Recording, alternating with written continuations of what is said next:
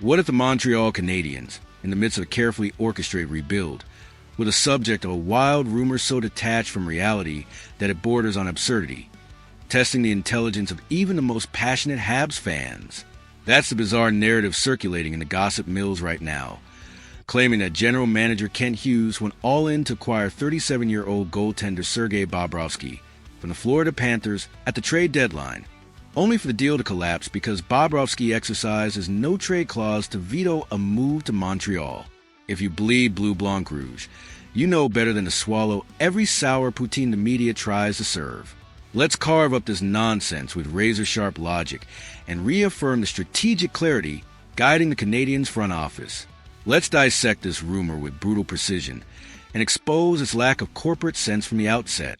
First, consider the identity of this Canadiens team under Hughes' stewardship.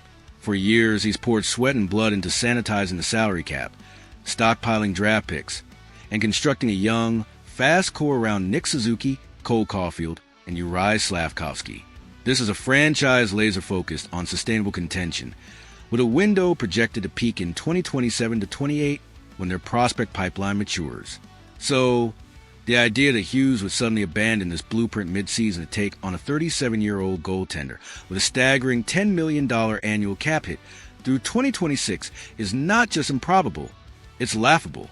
Why would GM, known for calculated patience, mortgage the future for a declining asset whose contract alone could cripple the team's flexibility just as their young stars need extensions? It defies every principle of the rebuild. Dig deeper, and the rumor unravels further under scrutiny of Bobrovsky's performance. The very articles spreading this gossip admit he's enduring the worst season of his career, posting a dismal .870 save percentage, a far cry from his Vezina Trophy-winning days.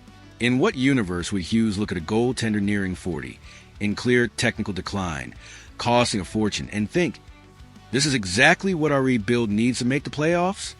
No rational executive trades the franchise's future for a late-career rental, especially one whose stats scream regression. Bobrovsky's numbers this year wouldn't stabilize Montreal's net.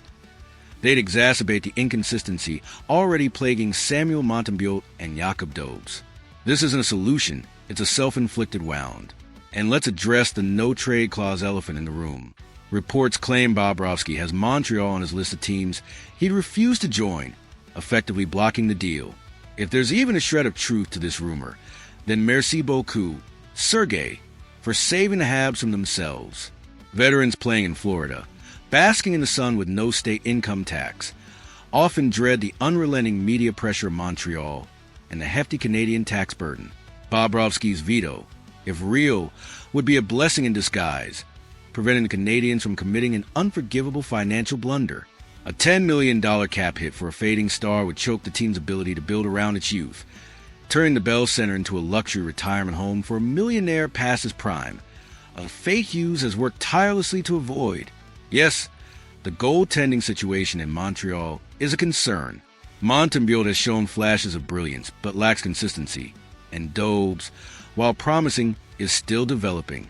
The Blue Blanc Rouge Nation feels a need for stability between the pipes, and rightfully so. But Hughes' solution won't come from desperation moves in March, overpaying for relics like Bobrovsky. It will emerge through the patient scouting of young talent, or a measured strike in the summer free agency market, paying a fair price for a netminder who fits the timeline of the rebuild. The projected $8 million plus in cap space after Patrick Lane's contract expires offers Hughes the flexibility to address this need without sacrificing the future. The project remains on track, and the Bell Center will not become a sanctuary for declining millionaires. From a tactical perspective, Bobrovsky's addition would have been a disaster for Martin's St. Louis system, which relies on mobility and quick transitions, areas where an aging goaltender with diminishing reflexes would struggle against the speed of the Eastern Conference.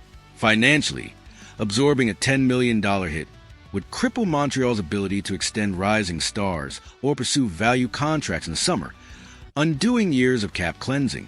Culturally, it would signal a betrayal of the fan base's trust in Hughes' vision, replacing the excitement of youth with the cynicism of a quick fix. Historically, the Canadiens have stumbled when chasing past their prime stars. Think of the Scott Gomez debacle in 2009, and Hughes has shown no inclination to repeat those mistakes. Looking to the future, the implications of avoiding this rumored deal are a massive relief.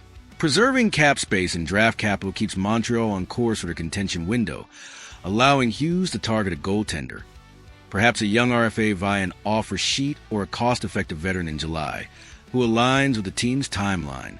The goaltending issue remains, but solving it through desperation would set the rebuild back years. Bobrovsky's veto, if true, or the rumor,